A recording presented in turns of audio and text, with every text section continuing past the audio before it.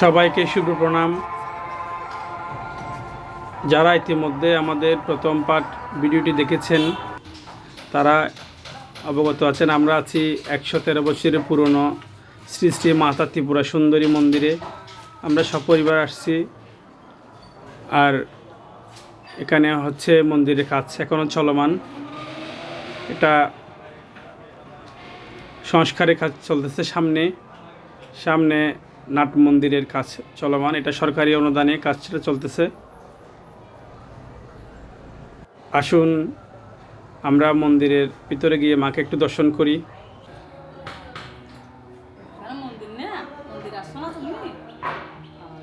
কথিত আছে ভারতের ত্রিপুরা রাজ্যের উদয়পুর মাতাবাড়ির শ্রী শ্রী মাতা ত্রিপুরা সুন্দরী মন্দিরের, যেটা বর্তমান মাতার বাড়ি আছে, আর তৎকালীন রাজা ধ্যানযোগের মাধ্যমে এখানকার মাকে ধ্যানের মাধ্যমে ওখানে নিয়ে যায়। আর ওখানে মাতার জন্য বিদ্যাসাগর একটা পাশে পুকুর আর মাতৃমন্দির নির্মাণ করে। কিন্তু এখানকার ব্রাহ্মণের মুখে যা শুনলাম যে মাতাকে নিয়ে যেতে পারেনি। পরে দিন নাকি মাতাকে একটা এই কর্ণফুলী নদীর পাশে পেয়েছিল। আর সেই মাকে নিয়ে আবার পুনরায় স্থাপিত করে, যে মাকে আবার নতুনভাবে প্রতিষ্ঠিত করে মাতৃপূজা করা হয়। আর মূল মন্দির হচ্ছে যে কর্ণফুলী নদীর পারে। আর আমরা যাব সেই মন্দিরে। ওটা কর্ণফুলী নদীর ভাঙনের কারণে এই নদীর এই পারে এসে আবার মন্দিরটা স্থাপিত করা হয়।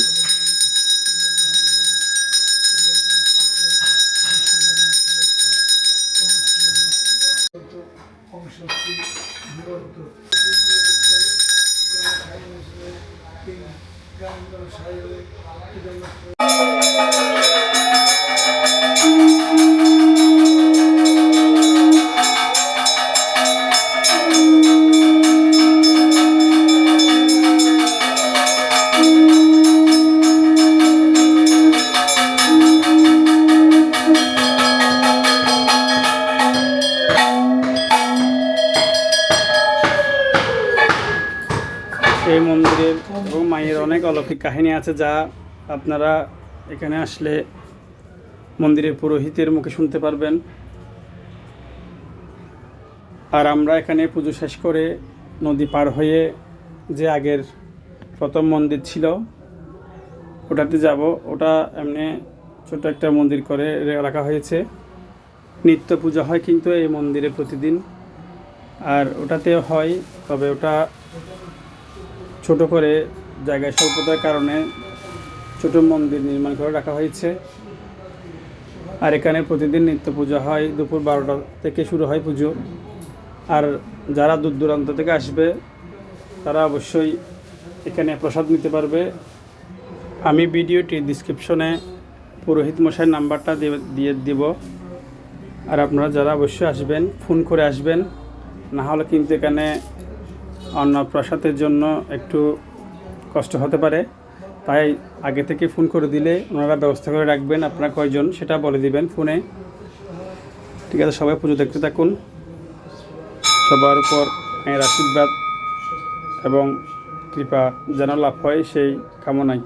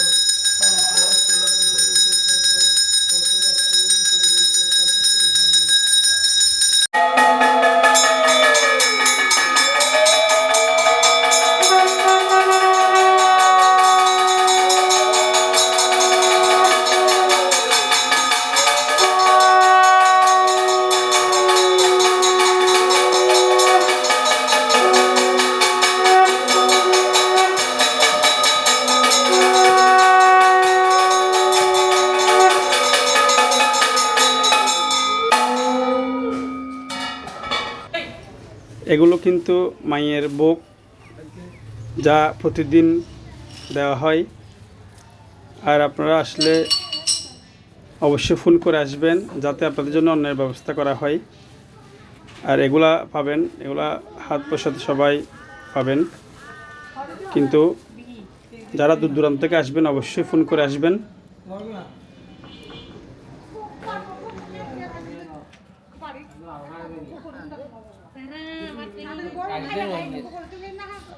রাজু ভাই,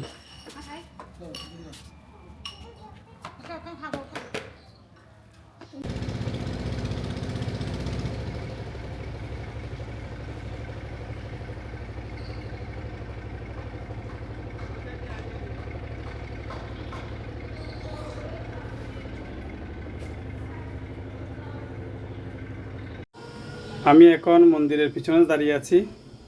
আর আমরা যে মন্দিরে যাব সেটা হচ্ছে ওই নদীর পাড়ে। এটা হচ্ছে প্রথম মন্দির, যা মন্দির বাঙনে বর্তমানে এটাতে মা স্থাপিত আছেন। আর এটা মন্দিরের ভিতরের সাইডে সিঁড়ি, যা নদীতে আসা যাওয়া করা যায়। চলুন চলে যাওয়া যাক।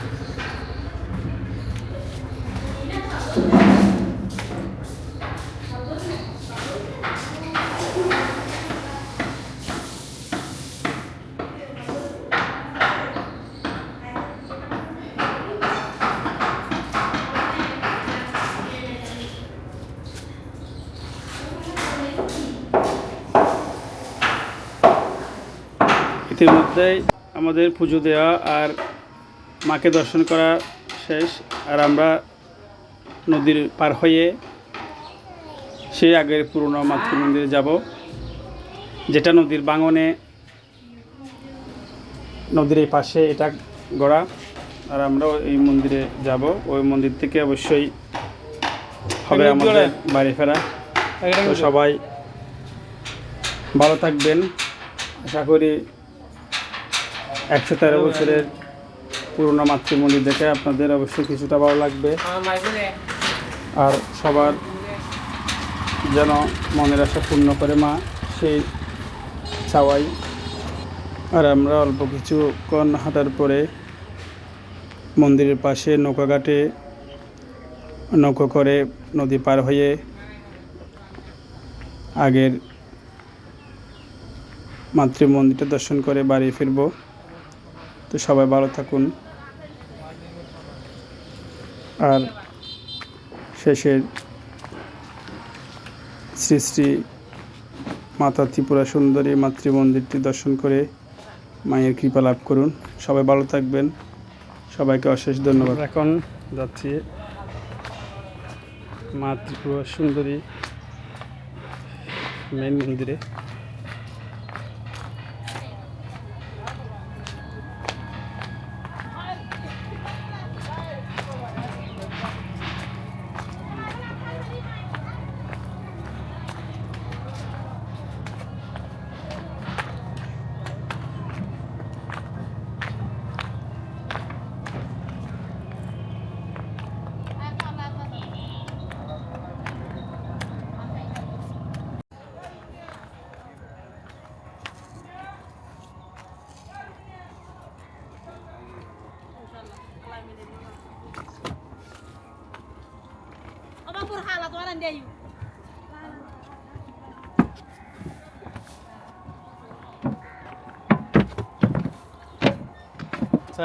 আস্তে আস্তে আর কেউ যায় না আর কই